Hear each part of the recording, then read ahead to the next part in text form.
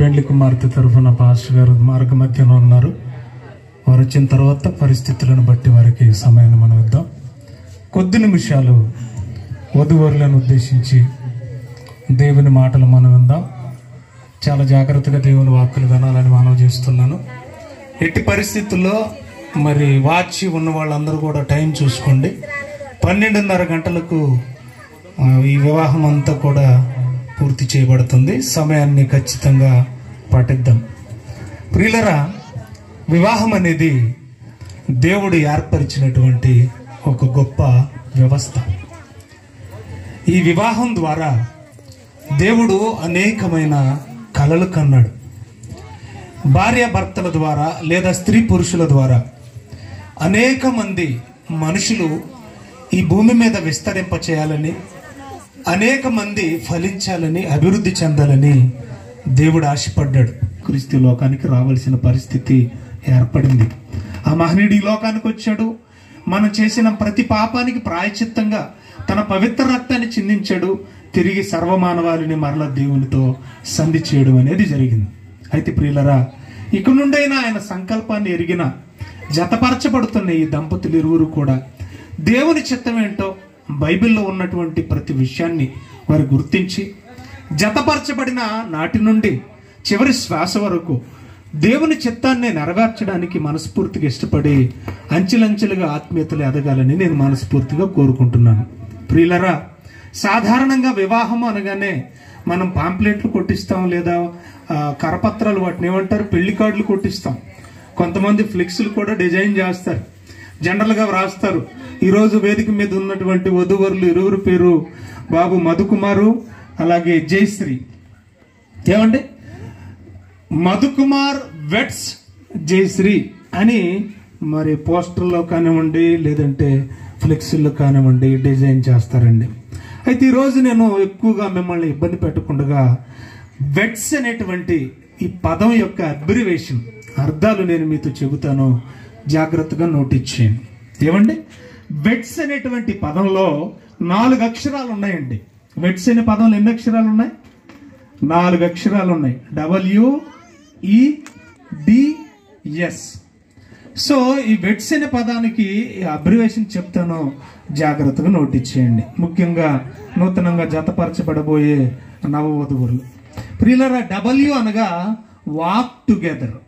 W అనగా అర్థం ఏంటి? వాక్ టుగెదర్ అంటే జతపరచబడిన ఈ వధువరులు మరి కొద్ది క్షణాల్లో భార్యాభర్తలు కాబోతున్న ఈ భార్యాభర్తలు ఇరువురు ఇద్దరు కలిసి నడవాలి. దేవుని పనికి, దేవుని సేవలో, దేవుని కొరకు ఇద్దరు ఏం చేయాలి? వాక్ టుగెదర్ అంటే ఇద్దరు కలిసి నడవాలి. మీరు వెళ్ళండి సువార్తకి, దేవుని చిత్తం అయితే నేను వచ్చే నెలలో వస్తాను, మీరు వెళ్ళండి గుడికి, దేవుని చిత్తం అయితే వచ్చే వారం వస్తాను అని వాయిదాలు వేయకూడదు. ఏ పని పూనుకున్నా దైవ సంబంధమైన కార్యం ఇద్దరు కలిసి నడవాలి ఆ పని చేయడం కోసం. బైబిల్లో చాలా మందే ఉన్నారు. ఏమండి, ఒక శారా కానివ్వండి, ఒక అబ్రహాం గారు కానివ్వండి, ఒక ఇస్సాక్ కానివ్వండి, రిబకా గారు కానివ్వండి, లేదంటే క్రొత్త నిబంధనకు వస్తే ఒక అకుల, ఒక ప్రిస్కిల్లా, భార్యాభర్తలు ఇద్దరు కలిసి దేవుని పనిలో కొనసాగినట్లుగా, నడిచినట్లుగా మనం చూస్తూ ఉన్నాం. అలాంటి జంటగా ఉండాలని వీరిరువురిని మనం అందరం ఆశిద్దాం. రెండోది W ఫస్ట్, రెండోది ఏంటంటే ఈ అంటే అర్థం ఏంటంటే ఎంకరేజ్ ఈచ్ అదర్. ఒకరినొకరు బలపరుచుకోవాలి. ఒక్కొక్కసారి విశ్వాసంలో కానివ్వండి, శారీరక బలహీనతల్లో కానివ్వండి, బలహీనులైపోయినప్పుడు ఒకవేళ భార్యకు కనుక బలహీనత వచ్చినా, లేదా మానసిక స్థైర్యం దిగజారిపోయినా, అలాంటి పరిస్థితుల్లో భర్త కృంగదీయకూడదు. మరి ఏం చేయాలంటే ఆమెను బలపరిచే మాటలు చెప్పాలి. ఆవిడికి ఆత్మస్థైర్యాన్ని నూరిపోయాలి. బలహీన దశలో ఉన్నప్పుడు హాస్పిటల్స్కి తీసుకువెళ్ళాలి. ఏమంటే చూపించవలసినటువంటి జాగ్రత్తలన్నీ కూడా చూపించాలి, మంచి వైద్యాన్ని అందించాలి. అంటే ఒకరు బలహీనంగా ఉన్నప్పుడు వారు భార్య అయినా భర్త అయినా బలహీనపరిచేటువంటి పరిస్థితుల్లోకి తీసుకువెళ్లకుండా బలహీన దశలో ఉన్న వారిని బలపరిచే స్థితిలో ఉండాలి, ఎంకరేజ్ చేయాలి. దేవుని పాటలు పాడే ఉద్దేశం ఉందా? పాడగలదా అమ్మాయి అంటే పాటలు పాడడానికి మధుబాబు ఎంకరేజ్ చేయాలి. దేవుని సేవలో చక్కగా కొనసాగే స్పిరిట్ ఒకవేళ మధుబాబుకు ఉంటే దాన్ని ఆపకూడదు. ఎంకరేజ్ చేసే మంచి మనసు జయశ్రీకి ఉండాలి. అలాగా ఒకరినొకరు ఏం చేయాలి? ఈ అంటే అర్థం ఏంటి? Encourage each other. ప్రియులరా, బైబిల్లో అకుల ప్రిస్కిల్లాలు ఇద్దరు కూడా అంత ఉన్నతమైన సేవ చేసినట్లుగా మనం చూస్తూ ఉన్నాం. ఇకపోతే ఇక మూడవది మనం ఆలోచిస్తే డి అంటే అర్థం ఏంటంటే డిస్కస్ టుగెదర్ అండి.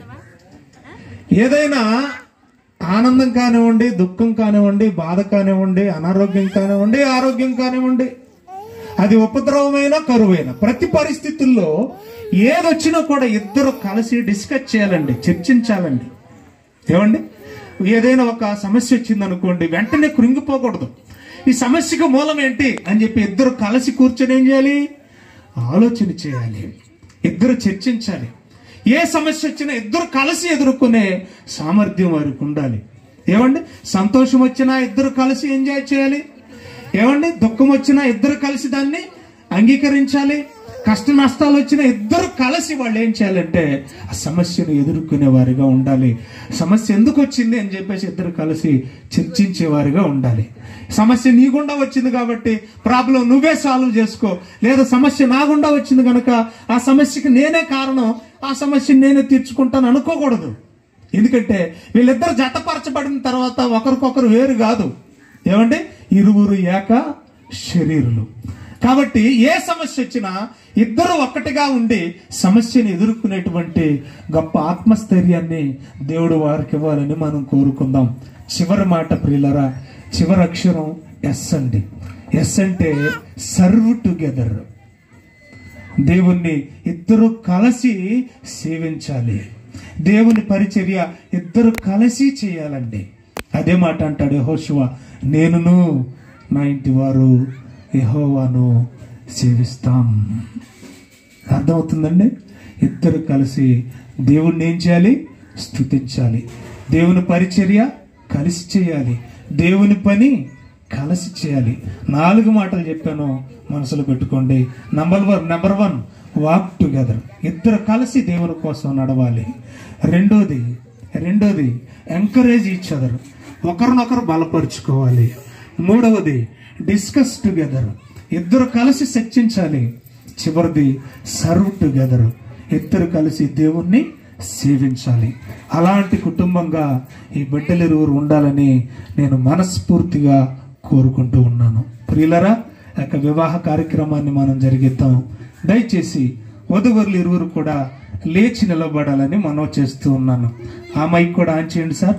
ప్రియులరా, మరి వివాహం జరిగిస్తూ ఉన్నాం.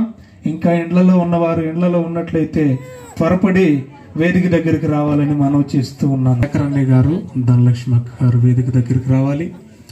అలాగే మరి అమ్మాయి తల్లిదండ్రులు, పెళ్లి కుమార్తె తల్లిదండ్రులు ఆనంద్ గారు, సునీత గారులను కూడా వేదిక మీదకి రావాలని మనవి చేస్తూ ఉన్నాను. త్వరగా ఆనంద్ గారు అలాగే సునీత గారులను కూడా వేదిక మీదకి రావాలని ప్రేమతో వారిని ఆహ్వానం తెలియజేస్తూ ఉన్నాం.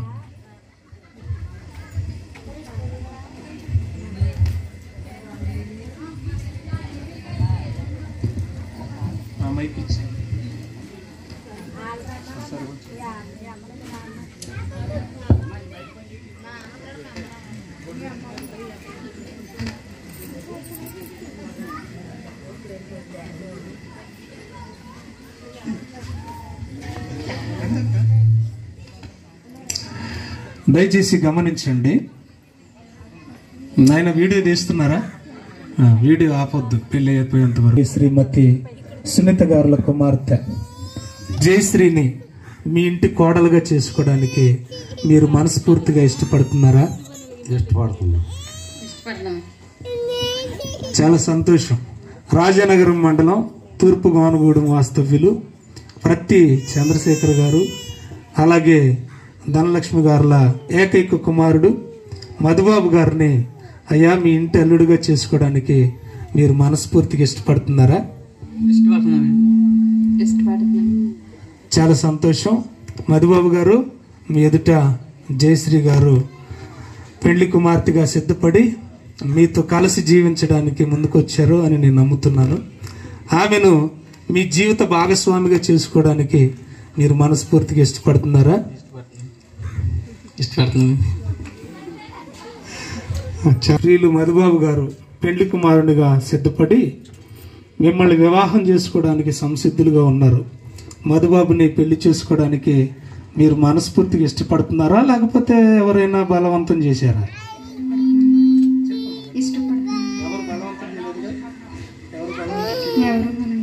వెరీ గుడ్, చాలా సంతోషం తల్లి, మంచిది. ఇప్పుడు మధుబాబు గారు తన వేలి ముసుగును వెనక్కి తీస్తారు. ఆర్కెస్ట్రా వారు కొంచెం బ్యాక్గ్రౌండ్ మ్యూజిక్.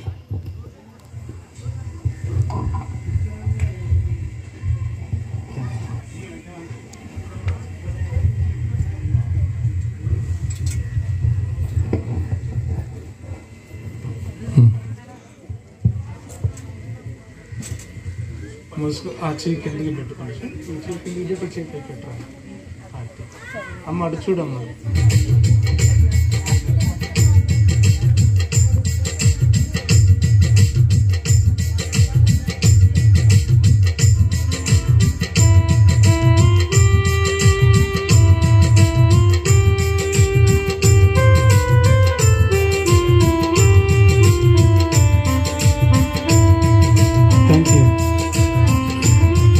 దయచేసి పెద్దలు ఇరు కుటుంబాలు కూడా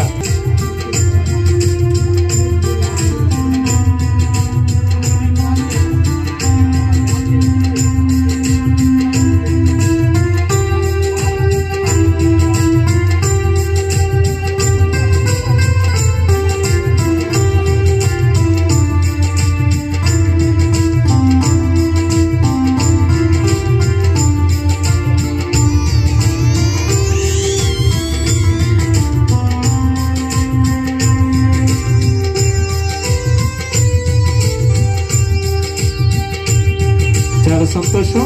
చేతులు విడిచిపెట్టకుండా అలాగే ఉండండి. దయగలిగిన తండ్రి మీ ఘనమైన ఇస్తూ ఉన్నా జీవితాంతం ఇరు కుటుంబాలు కలిసి దేవుని కోసం ఉన్నతంగా బ్రతుకున్నట్లు, నిందించడానికి పరులకు అన్యులకు అవకాశం ఇవ్వకుండా నిసాక్షులుగా బ్రతుకున్నట్లు సహాయం చేయండి. యేసు నామములో ప్రార్థన అడిగి వేడుకుంటున్నాము తండ్రి. పెద్దవాళ్ళు విడిచిపెట్టండి, నవదంపతులు అలాగే ఉండండి. మీరుండండి, వెళ్ళకండి అమ్మా. దయచేసి గమనించండి.